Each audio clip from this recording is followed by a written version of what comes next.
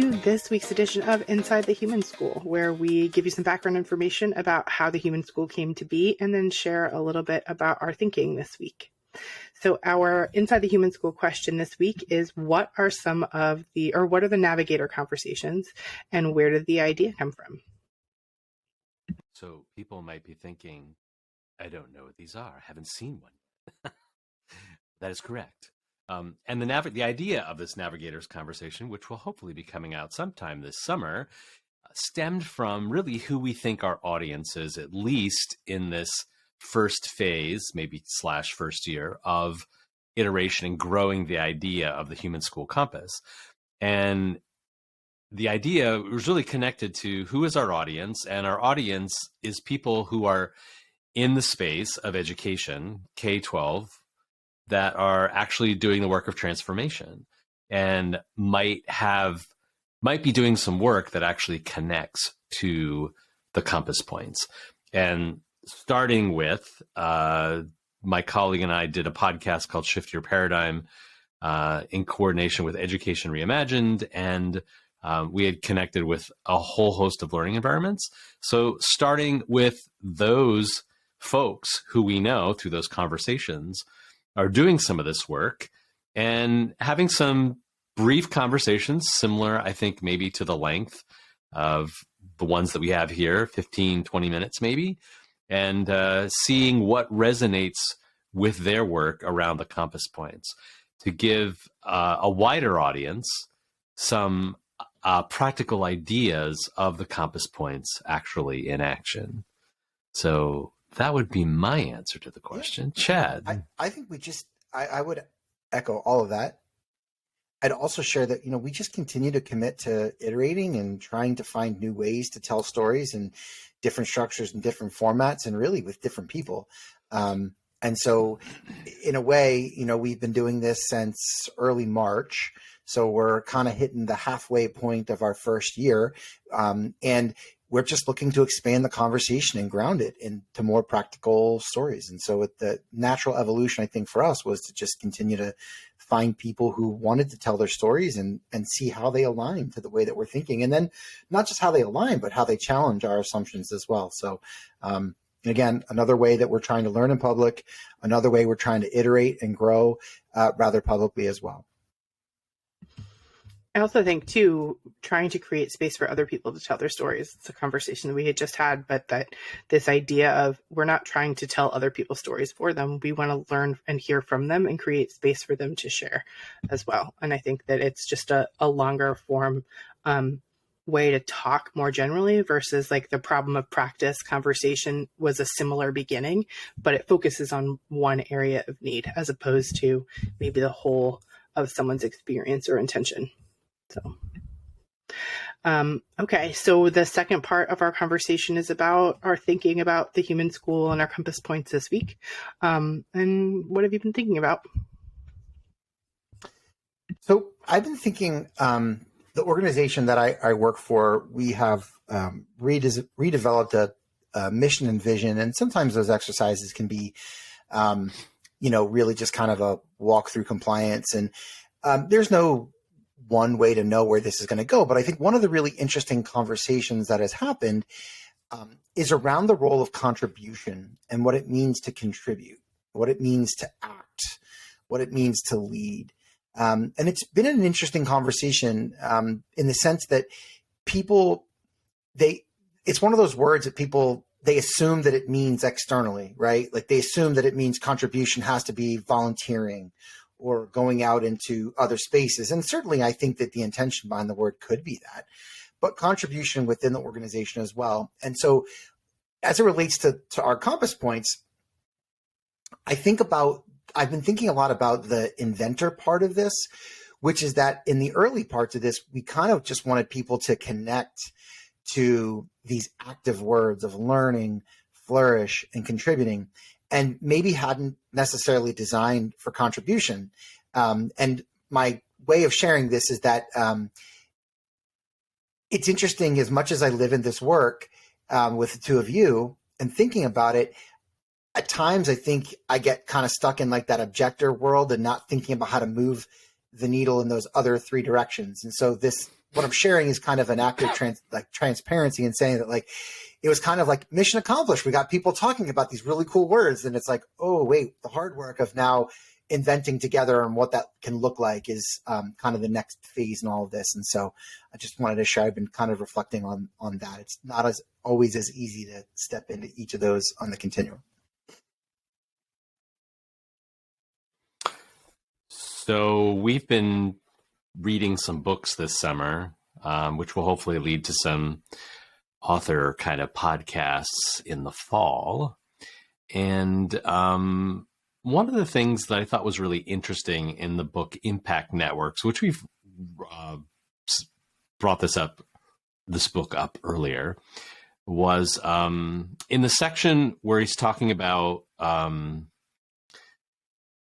tensions that actually exist between these various qualities of building a network. So if you are a leader and you want to build a network, whether it's within your own organization or if it's a network of people in your organization and people outside of your organization, that there are these tensions.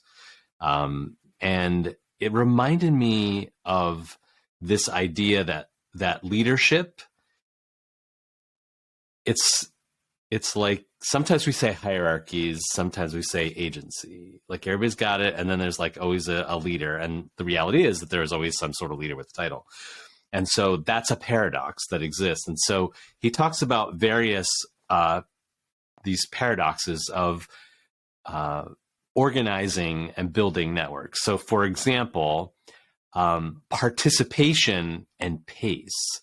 So if you're building a network, you might want to try and have like lots of people. But the more people that you have, the slower the work of the organization is going to be, or that the network is going to be. So if you want to move faster, you're going to have fewer people. But the trade-off to that is that if you have too fewer people, who are you leaving out? And so it's like finding this sweet spot. And I just was kind of fascinated by these paradoxes. And one of them was, self-interest versus shared interest. Like somebody gets involved because they want to help a group, but they also want to get some benefit from it too. So how do you balance that? How do you create a network of people or organizations where the whole is benefiting and the individual is benefiting? And so there's this like synergy between that, but it can easily get tilted and go off track and go the wrong way. So this idea of paradox was something that really struck me about that particular section of the book. And again, connecting it to another one of our reads, emergent strategy, right? This idea that you can design for emergence, which is something that most people would say just happens kind of organically. But Amy Marie Brown and others would say you can design for it as long as you're open to what the outcomes are, right?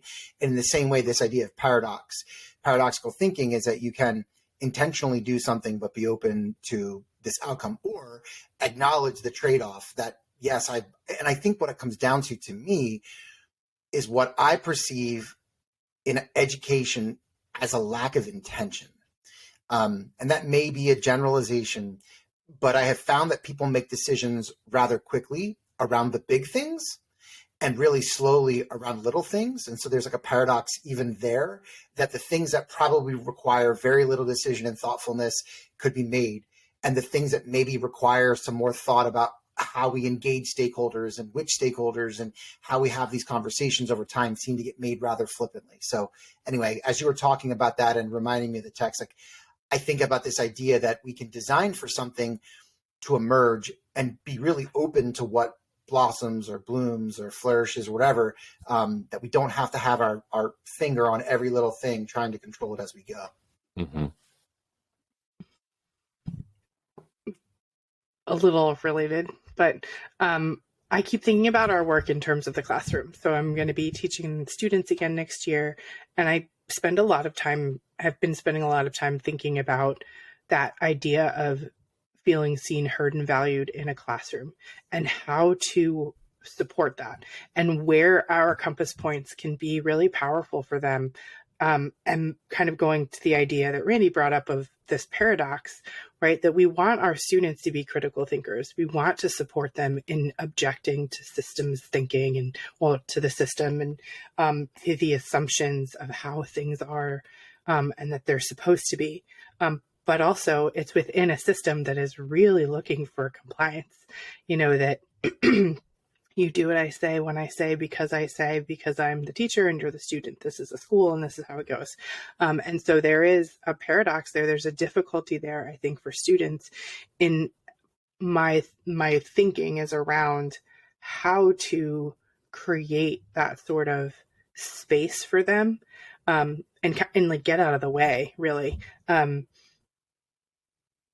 But knowing that there are some pretty intense systemic elements that I don't necessarily have control over, and that there's consequence to being like an objector too in a system that is really compliance driven, and whether or not other teachers, other administrators, other students feel okay with your objections, because even if we talk about things like how to disagree without being disagreeable,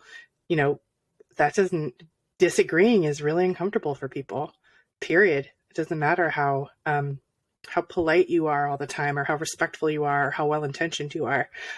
So thinking about that tension a lot, and it was something that I thought about a lot when I was a classroom teacher before, how to support students in telling their stories and being who they are and feeling seen, heard, and valued, and using some of our language around being objectors, but also knowing that there's some difficulty there's some tension there in that space, and what that might look like.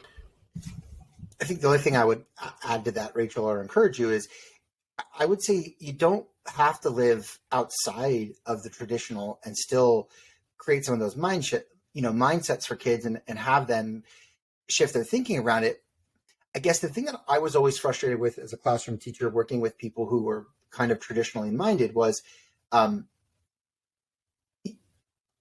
your kids still need to show some evidence of learning. And I always felt as a classroom teacher, as long as my kids were able to articulate what they learned, and it wasn't just like this fun project that we did or this, we goofed around. Like, I think that's where some teachers sometimes get themselves in trouble when they object to things like curriculum or grading or any number of those traditional things, is that they don't replace it. What it becomes is this vacuum of nothingness. And so my encouragement to you as a classroom teacher is as you think about what you want to object to and what you allow your kids to object to, what are you filling that vacuum with? That's the mistake I find that many teachers make, is they do the first part, which I just talked about. They object, and then they don't design or invent, right? So like, I'm bringing it back to like my scenario, whereas like I was busy trying to get people to object to something or to think about something differently, and then we didn't replace it. Like, that's my encouragement, is don't fall into the trap of kind of creating space and then not helping kids to fill it with something really deep and meaningful, because it's really hard for people to push back when kids are leading their own learning and their learning is front and center. It's when that learning is not obvious that I think people can come in and challenge back. Anyway, I'll stop talking. It was very good advice. I appreciate that. Anything else, guys? All right. Well, thanks so much for joining us for this week's Inside the Human School. We look forward to hearing about how you are placing humanity at the center of all design. If you want to join us on our Facebook community and share that, or check out some of our other resources at our website, thehuman.school, and our conversations page. See ya.